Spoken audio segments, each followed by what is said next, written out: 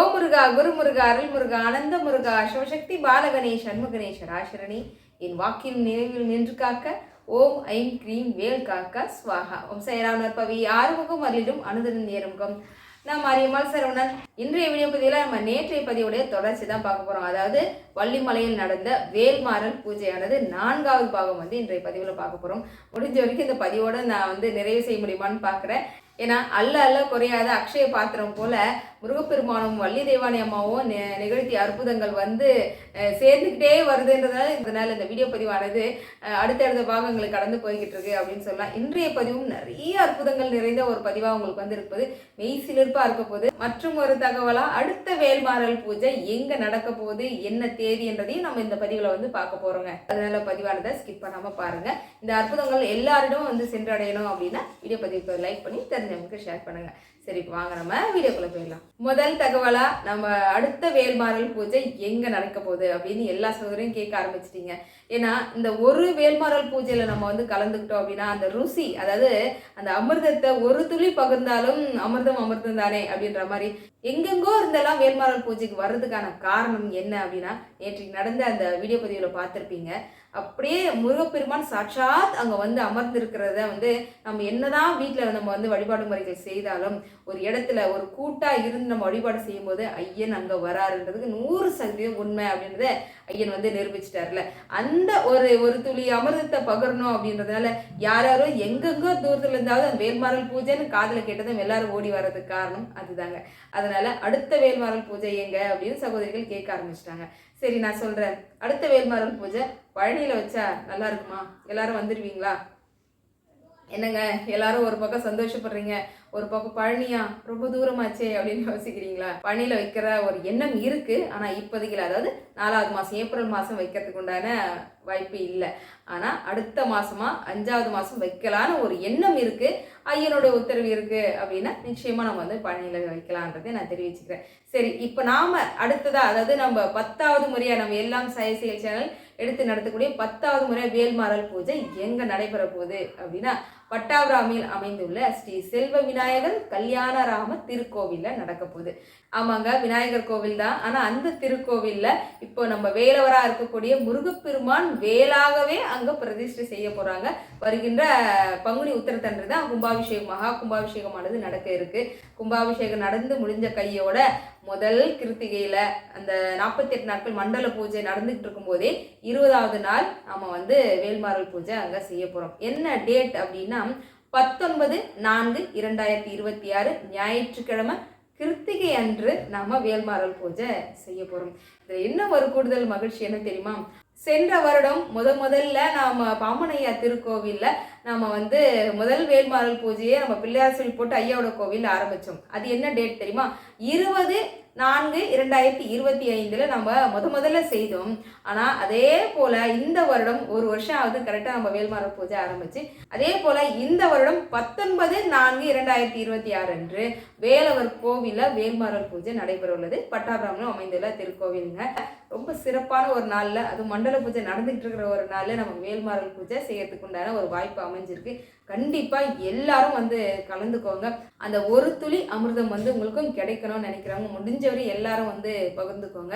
ரொம்ப விசேஷமான நிறைய விஷயங்கள் எல்லாம் இந்த பூஜையில செய்யணும் அப்படின்னு முடிவு பண்ணியிருக்கிறோம். அந்த திருக்கோயிலோட சிறப்புகள் நம்ம ஏற்கனவே பதிவுகளை சொல்லியிருந்தாலும் பிள்ளையார் மட்டும் கிடையாது, அம்மை, அப்பன், வாராகி அப்படின்னு எல்லா தெய்வங்களும் குடிக்கொண்டு இருக்கிற ஒரு அற்புதமான ஒரு ஆலயம் அப்படின்னு சொல்லலாம். கோவிலோடைய அட்ரஸ் உங்களுக்கு ஸ்கிரீன்லயும் கொடுக்குறேன், நான் டிஸ்கிரிப்ஷன்லயும் கொடுக்குறேன். எந்த சந்தேகம் அப்படின்னாலும் நம்ம ஐயர் தினேஷ் ஐயர் இருக்காரு, அவரை கான்டாக்ட் பண்ணி கேட்டுக்கோங்க.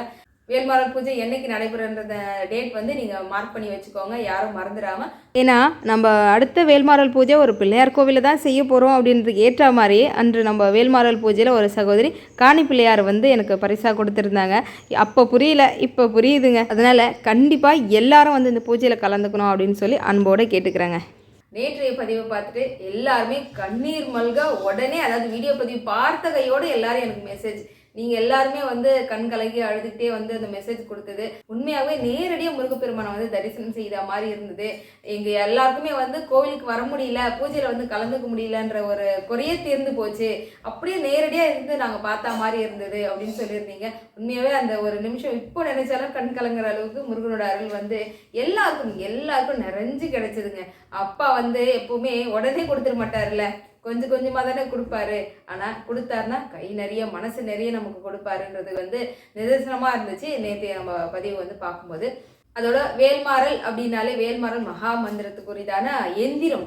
அந்த எந்திரம் வந்து நம்ம 9வது முறையாக நம்ம செய்கிறோம். வேல்மாறல் பூஜை நம்ம எல்லாம் சாய் செயல் சேனல் எடுத்து நடத்தக்கூடியது 9வது முறையாக செய்கிறோம். அதுவும் வள்ளிமலையில வேல்மாறல் மகா மந்திரத்தை தொகுத்து வழங்கிய நம்ம ஆசான், திருப்புகழ் ஆசான் என்று சொல்லக்கூடிய சச்சிதானந்த சுவாமிகள் இருக்கிற இடத்துல நம்ம பூஜை செய்யணும் போது எந்திரம் இல்லைனா எப்படி அப்படின்றத உணர்ந்த முருகப்பெருமான் அழகான எந்திரம். இந்த எந்திரம் வந்து குமாரையர் அவர் குடும்பத்தை சேர்ந்தவங்க வந்து வாங்கி கொடுத்துருந்தாங்க. எல்லா வேல்மாறல் பூஜைக்குமே நீங்கள் இந்த எந்திரத்தை வந்து கொண்டு போகணுமா அப்படின்னு சொல்லி அவங்களோட அன்பு பரிசா வந்தது. இது முருகனே வந்து கொடுத்தா மாதிரி இருந்தது, குருவர்களோடு சேர்ந்த ஒரு படமா வந்து அமைஞ்சிருந்தது. அதனால இந்த எந்திரம் வந்து அங்கே கொடுத்த குமாரையர் குடும்பத்துக்கு பெரிய நன்றி வந்து நான் சொல்ல கடமைப்பட்டிருக்கேன். நீங்கள் அந்த பூஜையிலே எல்லாம் பார்த்துருப்பீங்க. எல்லா வகையான ஆர்கனைஸுமே வந்து பார்த்தீங்கன்னா அவர் இது வரைக்கும் எனக்கு முன்ன பின்னெல்லாம் தெரியாது. ஏன்னா ஒரு சிலர் வந்து தெரிஞ்ச ஐயரோ அப்படிலாம் நினச்சிருப்பீங்க. அதெல்லாம் எதுவுமே கிடையாதுங்க. சாதாரணமாக ஒரு ஃபோனில் தான் நான் பேசினேன், ஐயா இங்கே பூஜை வைக்க போகிறோம் அப்படின்னு, தாராளமாக செய்யுங்கம்மா அப்படின்னு முன்ன நின்று எல்லா வகையான சாமிக்கு நடந்த அலங்காரம் உள்பட எல்லாமே ஐயா தான் பார்த்துக்கிட்டாரு. உண்மையாகவே அது பெரிய மனசு இருக்கணும், இருந்தால் மட்டும்தான் இந்த அளவுக்கு எல்லாமே எடுத்து தன்னுடைய பூஜைன்ற அளவுக்கு அவ்வளோ சிறப்பாக வந்து அவர் எடுத்து நடத்தியிருந்தார். அதோட வேல்மாறல் எந்திரம் கொடுத்தது பிறகு இதுக்கப்புறம் மறக்கவே முடியாது அவரையும் அவர் குடும்பத்தையும் அப்படின்னு சொல்லலாம். ஏன்னா அவர் சொல்லியிருந்தாரு, என்னோட அம்மா என்னோட மனைவி எல்லாருமே உங்களுடைய ஃபேன்மா அப்படின்னு சொன்னார். அது இன்னும் எனக்கு கூடுதல் மகிழ்ச்சியாக இருந்தது. அதனால இந்த எந்திரமானது எல்லாருமே தொட்டு வணங்கிக்குவாங்க. நம்ம வேல்மாறல் பூஜையில் முருகப்பெருமானே நமக்காக இந்த எந்திரத்தை வந்து கொடுத்துருக்காரு அப்படின்னு கூட சொல்லலாம். எல்லாரும் ஒரு சிலர் நினச்சிருப்பீங்க, அதாவது தேவயானி அம்மா வந்து அழகின் சுரூபமாக அழகாக இவ்வளோ அழகாக இருக்கிறாங்க, அதனால முருகப்பெருமான் என்றாலே அழகின் ஸ்வரூபம்ன்றதுனால அவங்க 2 பேருக்கும் ஜோடி பொறுத்தும் அழகா இருக்கு. ஆனா வள்ளியம்மா கொஞ்சம் கருப்பா இருக்கிறாங்க, அதாவது அவங்க வேடர் குலத்து பெண்ணா இருக்கிறாங்க இல்லையா, இவங்களை எப்படி முருகப்பெருமானுக்கு வந்து பிடிச்சி காதலித்து திருமணம் செய்துக்கிட்டாரு அப்படின்னு வந்து ஒரு எண்ணம் உனக்குள்ள இருக்கல. அதுக்கு என்ன காரணம் தெரியுமா? வள்ளி அம்மாவுடைய மனசு அந்த மாதிரிங்க. அம்மாவுடைய அந்த மனசுக்கு தான் முருகப்பெருமான் வழங்கிட்டாரு அப்படின்னு சொல்லலாம். உண்மையாவே அவ்வளோ கருணை உள்ளம் கொண்டவங்க அந்த அம்மான்றதுக்கு சாட்சியா ஒரு விஷயம் சொல்றேன் கேளுங்க. இந்த வேல்மாறல் பூஜை வந்து நம்ம வள்ளிமலையில வைக்கணும்னு நான் சொல்லி அனௌன்ஸ் பண்ண உடனே ஒரு அம்மா எனக்கு ஃபோன் பண்றாங்க, அம்மா வள்ளி அம்மாவுக்கு நீங்க கொண்டு போற அந்த சீர்வரிசெல்லாம் கொண்டு போவோம்ல, அதுல வந்து நான் வந்து புடவை எடுத்து கொடுத்துட்றேன், அந்த புடவை நீங்க கொண்டு போய் பூஜையில சேர்த்துருங்கம்மா அப்படின்னு சொல்லிடுறாங்க. ரொம்ப சந்தோஷமா தாராளமா எடுத்து கொடுங்க அப்படின்னா அவங்க வந்து வள்ளி அம்மாவுக்கு தேவானி அம்மாவுக்குன்னு 2 புடவை அழகா அவங்க எடுத்து கொடுத்துட்டாங்க. இப்போ ஐயனுக்கு வந்து வஸ்திரம் வாங்கணும் இல்லையா, நினைச்சிட்டே இருக்கிறேன். அதுக்கு ஏற்ற மாதிரி இன்னொரு சகோதரி வந்து நான் முருகப்பெருமானுக்கு வஸ்திரம் வாங்கி அனுப்புறேன் அப்படின்னாங்க. கூடவே சேர்த்து இன்னொரு புடவையும் அனுப்புறாங்க. இது வந்து நான் சொல்றேன் அவங்க கிட்ட, நான் ஆல்ரெடி வள்ளி அம்மாவுக்கு புடவை வந்துருச்சுங்க அப்படின்னா, அப்ப நான் கொடுக்குற புடவை தேவயானி அம்மாவுக்கு கட்டிடுங்க அப்படின்ற மாதிரி அவங்க கொடுக்குறாங்க. சரின்னு வாங்கி வச்சாச்சுங்க.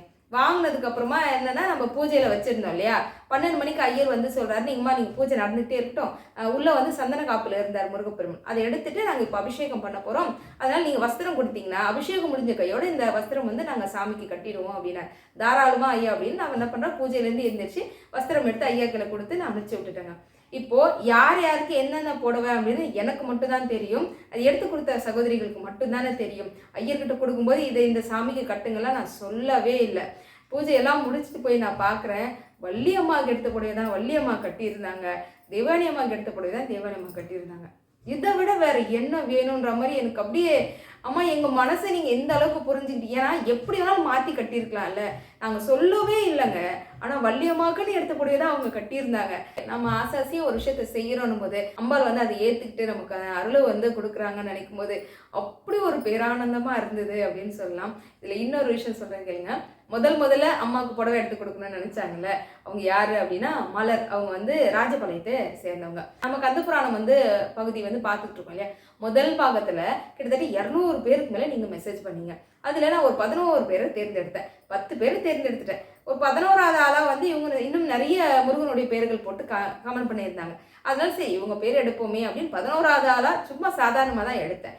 குளிக்கு போட்டு எடுத்ததுல முதல்ல வந்தது இவங்க பேர் தான். எப்படி 200 பேர்ல 11 ஆளா தான் வராங்க.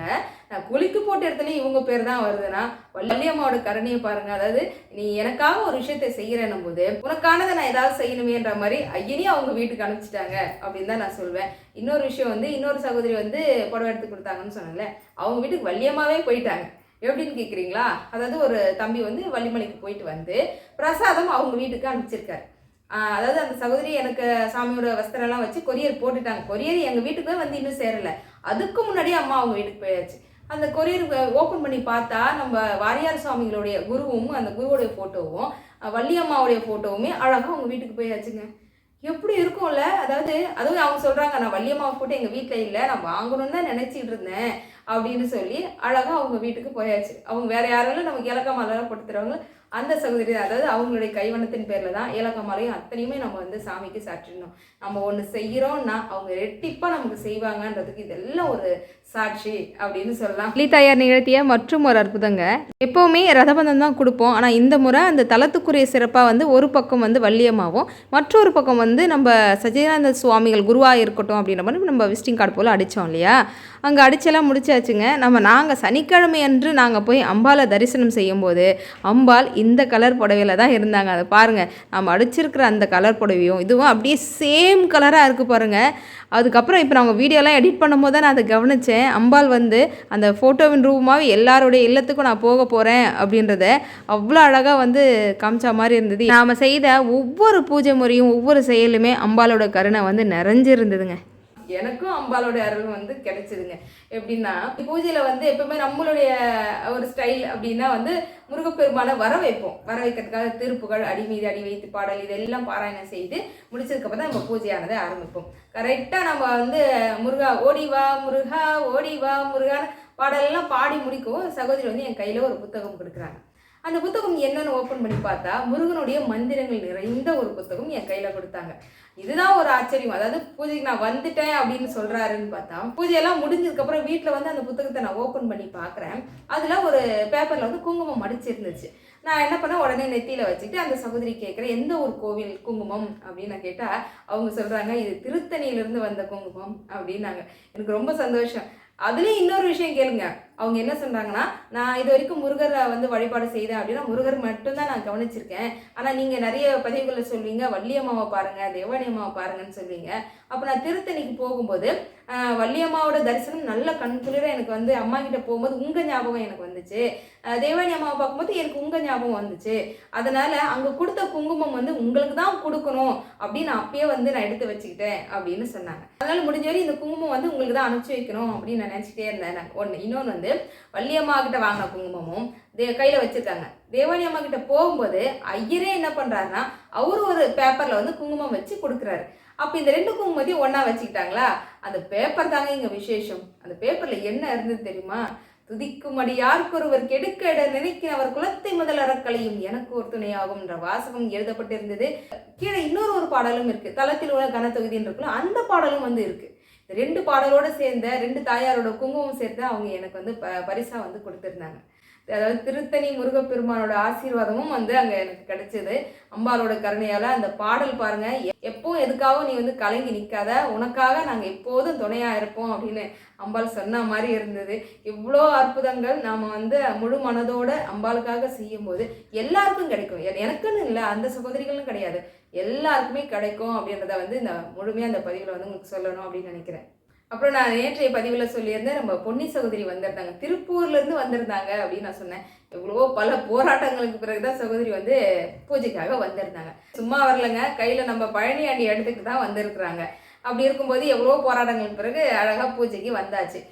இவங்க வரும்போது என்ன நடக்குதுன்னா பூஜை வந்து இன்னும் ஆரம்பிக்கல, அலங்காரம் வந்து நடந்துகிட்டு இருக்கு. இவங்க வந்து பார்க்கும்போது அப்போ நான் இல்லை, கோவிலுக்கு இந்த பக்கமாக ஏதோ இருந்திருக்கேன் போல.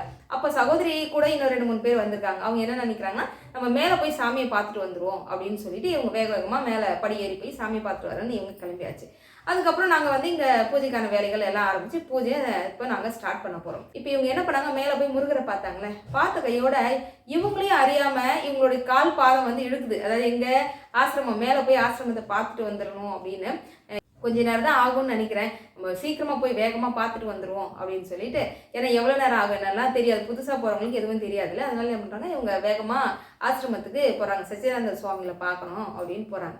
அங்கே போனால் யாருமே இல்லை, இவங்க மட்டும்தான் போகிறாங்க. அங்கே போனதும் ரொம்ப நிசப்தமாக இருக்குது. 5 நேரம் அங்கே அமர்ந்தீங்க அப்படின்னா அப்படியே சாட்சாத் ஐயாவே வந்து நமக்கு காட்சி கொடுப்பாருங்க. அப்படி ஒரு அற்புதமான ஒரு இடம். தியானம் இருக்கணும், கண்டிப்பாக அங்கே போனாலே தியானம் இருந்துட்டு வாங்க, நிச்சயமாக தியானத்தில் வந்து ஐயா வந்து காட்சி கொடுப்பாரு. சகோதரி எல்லாரும் போகிறாங்களா, சரி ஒரு 2 திருப்புகழ் பாராயணம் செய்துட்டு போவோம் அப்படின்னு நம்ம பழனி ஆண்டி என்ன பண்ணுறாங்க, சும்மா ராஜா மாதிரி கொண்டு போய் நம்ம சச்சிதானந்த சுவாமிகள் பக்கத்தில் வந்து வச்சுட்டு இவங்க வந்து இப்போ திருப்புகழ் பாராயணம் செய்கிறாங்க.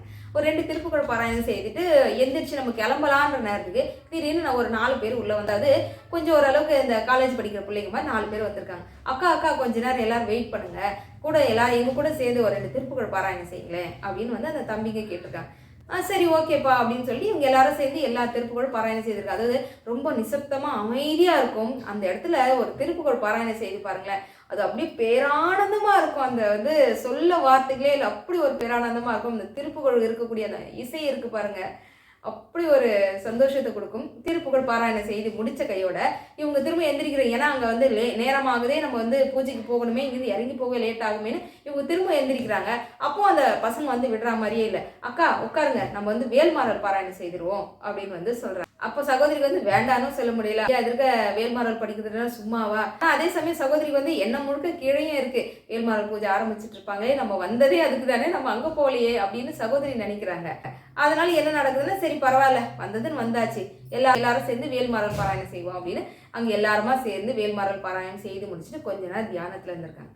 அந்த தியானத்தில் தன்னையே அவங்க மறந்துருக்குறாங்க. கொஞ்ச நேரத்தில் கை கால்லாம் விரைச்சி போய் அவங்களுடைய நிலைமையே என்ன சொல்கிறது, வேற ஒரு உலகத்துக்கு அவங்க போன மாதிரி ஒரு மாதிரி கை கால்லாம் ஒரு அசைவே இல்லாமல் பொன்னி சகோதரி ஆகிட்டு இருக்காங்க. கூட வந்த சகோதரி வந்து ஒரு வழியை தட்டி எழுப்புறாங்க. அவங்க தட்டி எந்திரிக்கவே இல்லையா, அவங்க ஒரு வழியை தட்டி பிடிச்சி எழுப்பி என்ன ஆச்சு எனக்கு பயமாக இருக்குது, நீ ஏன் அப்படி ஆன அப்படின்னா, அப்புறம் அவங்க சொல்கிறாங்க, என்னோட தியானத்தில் ஐயா வந்தார், அம்பாள் 2 பேரையும் நான் பார்த்தேன், என் கையில் நான் மாலையை வச்சுக்கிட்டே இருக்கிறேன், என் கழுத்தில் போட மாட்டியான்னு கேட்குறாரு அப்படின்னு சொல்லிட்டு அந்த மாலையை எடுத்து ஐயனுடைய கழுத்தில் போட்டிருக்காங்க. மாலையை போட்டுட்டு ஐயாவை நல்லபடியாக வணங்கிட்டு இவங்க வந்துட்டாங்க. ஆனால் இவங்களுடைய மனசில் கீழே இருக்கக்கூடிய வேல்மாறல் பூஜையில் கலந்துக்கலையே அப்படின்னு இவங்க நினைக்கிறாங்க. அதுதான் கிடையாது. அதாவது நான் என்ன சொல்லிட்டு போனேன் உங்களுக்கு, நம்ம ஐயாவோட அருளால் வேல்மாறல் பூஜை நம்ம வள்ளிமலையில் செய்ய போகிறோம் அப்படின்னு சொன்னேன். ஆனால் நான் மேலே ஏறி போனேன்ல, முன்னால் போகும்போது போகிற அவசரத்தில் அவருக்காக வாங்கிட்டு வந்த மாலையை கூட என்னால் கொண்டு போக முடியல, மாலை போடலை அப்படின்னு மனசுக்குள்ளே எனக்கு கொஞ்சம் வருத்தமாக இருந்தது. அதே சமயம் நேரமின்மை காரணமாக அங்கே இருந்து இன்னும் கொஞ்சம் நான் வேல்மாறல் பாராயணம் செய்ய முடியலையேன்னு எனக்கு கொஞ்சம் வருத்தமாக இருந்தது. ஐயா இது எல்லாத்தையும் எனக்கு நிவர்த்தியாக பண்ணி கொடுத்துட்டாரு. அதாவது கீழே வேல்மாறல் பூஜை நடக்கிற நேரம் மேலே சச்சிதானந்த சுவாமிகளுடைய குகையிலையும், அதாவது ஜீவ சமாதி இருக்கக்கூடிய இடத்துலையும் வேல்மாறல் பாராயணம் நடந்திருக்கு. மாலை போட முடியல அப்படின்னு சொல்லக்கூடிய அந்த குறையும் இவங்க கொண்டு போன அந்த மாலையை அழகாக வாங்கி ஐயன் கழுத்தில் போட்டுக்கிட்டாரு. அதாவது நம்ம சார்பா ஐயாவுடைய கழுத்துக்கு மாலையும் போயிருக்கு, நம்ம சார்பாக ஒரு ஆள் அங்கே அமர்ந்து வேல்மாறல் பாராயணமும் செய்திருக்கிறாங்க. எவ்வளோ ஒரு அற்புதம் இல்லை, இவ்வளோ அற்புதமும் அழகாக நம்ம கம்பீரமாக நிற்கிற நம்ம பழனியாண்டி பாருங்க, எங்கெல்லாம் இருக்கிறார் பாருங்க. கீழே 6 படை முருகனா வந்து பழனியாண்டி நிற்கிறாரு, மேலே உச்சியில் மலை உச்சியில் தனி ஒரு ராஜாவா நின்று வேல்மாறல் பாராயணத்தை நடத்தியிருக்காரு அப்படின்னா என்ன சொல்ல முடியும் பாருங்க. ஒவ்வொரு விஷயமும் 1 இல்லை 2 இல்லைன்ற பூஜையை ஆரம்பிச்சது மட்டும்தான் நான், அது எல்லாத்தையும் நிவர்த்தியா அழகா முடிச்சது எல்லாம் என் எம்பெருமான் முருகப்பெருமானே. அதனுடைய கருணையை நினைச்ச அப்படி பேரானந்தமா இருக்குங்க. பொன்னி சகோதரி ரொம்ப வருத்தப்பட்டாங்க. அதாவது நம்ம கீழே பூஜை நடக்கிற நேரத்துக்கு நான் இல்லாமல் போயிட்டேனே, அதுக்காக தான் நான் அவ்வளோ தூரத்துலேருந்து வந்தேன் அப்படின்னாங்க. அப்போ நான் அவங்ககிட்ட சொன்னேன், சிஸ்டர் என்னுடைய மனக்குறையை போக்கணுறதுக்காகவே நீங்கள் வந்து சச்சிதானந்த சுவாமிகள் அந்த ஆசிரமத்தில் வந்து அழகாக வேல்மாறல் பாராயணம் செய்துட்டு இருந்திருக்கீங்க. இப்போ தான் எனக்கு உண்மையாகவே வேல்மாறல் பூஜை செய்ததுக்கு உண்டான ஒரு மன நிறைவு எனக்கு இருக்குது. நம்ம எல்லாரும் ஒரே கூட்டு குடும்பமாக இருந்து செய்திருக்கோன்றத அந்த குருவும் அறிஞ்சிருக்காரு அப்படின்னு வந்து நான் சொல்லியிருந்தேன். ரொம்ப ரொம்ப சந்தோஷமாக இருந்தது. எல்லாருமே வந்து இப்போ பழனியாண்டி முருகப்பெருமானை வந்து வீட்டில் வாங்கி வழிபாடு செய்யணும் அப்படின்னு சொல்லி எல்லாரும் வந்து கேட்குறீங்க. ரொம்ப சந்தோஷமாக இருக்குது. ஆனால் ஒரு விஷயம் மட்டும் சொல்கிறேன், இவங்க வாங்குறாங்க, அவங்க வாங்குறாங்க, ஏதோ கொஞ்சம் ஆசைப்பட்டேன் வாங்கினேன் அப்படியெல்லாம் தயவு செஞ்சு யாரும் வாங்கிடாதீங்க. நீங்க உள்ளன்போட முருகப்பெருமானாவது பழனியாண்டிய பெருமானா எங்க வீட்டுக்கு வரணும், அவர் வந்தாருன்னா கண்டிப்பா எனக்கு நல்லதை செய்வாரு அப்படின்ற முழு நம்பிக்கை இருந்தா மட்டும் பழனியாண்டி சிலையை வாங்குங்க. ஏன்னா இவங்க சொல்லிட்டாங்க எனக்கு மனசு கஷ்டமா இருக்கு, இல்ல அவர் வந்த நேரம் சும்மா சாதாரணமா தடிக்கு கீழே விழுந்துட்டா கூட அவர் தான் காரணமோ அப்படின்னு இந்த பழிகிடி போடுற வேலையெல்லாம் வச்சிருந்தீங்க, தயவு செஞ்சு யாரும் வாங்காதீங்க அப்படின்னு என்னோட அன்பான வேண்டுகோளா நான் வச்சிடுறேன். ஏன்னா எல்லாரும் ஒரே மாதிரி இருப்பாங்க அப்படின்னு சொல்ல முடியாது. அதனால என்னுடைய பழனி ஆண்டி எம்பெருமான் என்னுடைய வீட்டுக்கு வந்தா அவரு ஆண்டியா இருந்தாலும் என்ன ராஜாவாக்கி பார்ப்பாரு, ராஜான்றது உள்ளத்திலே ஆகட்டும் எல்லா வகையிலுமே என்ன ராஜாவாக்கி பார்ப்பாரு அப்படின்ற முழு நம்பிக்கை இருந்தா மட்டும் அவரை வாங்குங்க. இப்போ நம்ம முதல்ல ஒரு 6 பேருக்கு ஆர்டர் போட்டு நம்ம பழனி ஆண்டியை அழகா நம்ம வேல்மாறல் பூஜையில வச்சு கொடுத்துருந்தோம். இன்னும் ஒரு சிலர்லாம் கேட்டிருக்கீங்க. அவங்க எல்லாரும் முடிஞ்ச வரைக்கும் எனக்கு முன்பதிவு பண்ணணும். கிட்டத்தட்ட ஒரு 20 நாட்களுக்கு மேல ஆக போகுது. அதனால அவர் வர வச்சு அதுக்கப்புறமா சொல்லவே முடியாது. இப்போ அடுத்து நம்ம வேல்மாறல் பூஜை நம்ம ஏற்பாடு பண்ணிட்டோம் இல்லையா, அந்த பூஜையில வச்சபடி நான் உங்களுக்கு கொரியர் போடுறேன். இல்லை முடிஞ்சா வாங்கிக்கோங்க, அப்படி இல்லாதவங்களுக்கு நான் கொரியர் போடுறேன்றதையும் தெரிவிச்சுக்கிறேன். அதனால பழனியாண்டி சிலை வேணுன்றவங்க முன்பதிவு அவசியம் என்பதை நான் அன்போட தெரிவிச்சுக்கிறேன். இன்றைய பதிவானது கண்டிப்பா உங்களுக்கு மனநிறைவை கொடுத்துருக்கோம் அப்படின்னு நினைக்கிறேன். அடுத்ததாக செய்யக்கூடிய வேல்மாறல் பூஜை பத்தின அடுத்தடுத்த தகவல்கள் எல்லாம் உங்களுக்கு நான் கொடுத்துட்றேன். கூடிய விரைவில் இன்னும் மற்றும் ஒரு வேல்மாறல் பூஜை சிறப்போடு நடத்தி அங்கு நடக்கக்கூடிய அற்புத அதிசயங்களும் கூடிய விரைவில் நம்ம பதிவில் சொல்லிடலாம் அப்படின்னு தெரிவிச்சுக்கிறேன். அடுத்தது இதோட திங்கக்கிழமையிலிருந்து நம்ம கந்த புராணமானதை கேட்க ஆரம்பிச்சிடலாம். வெற்றிவேல் முருகனுக்கு கரோகரா, சத்தியமாவது சரவணபவை. ஓம் சாய்ராம்.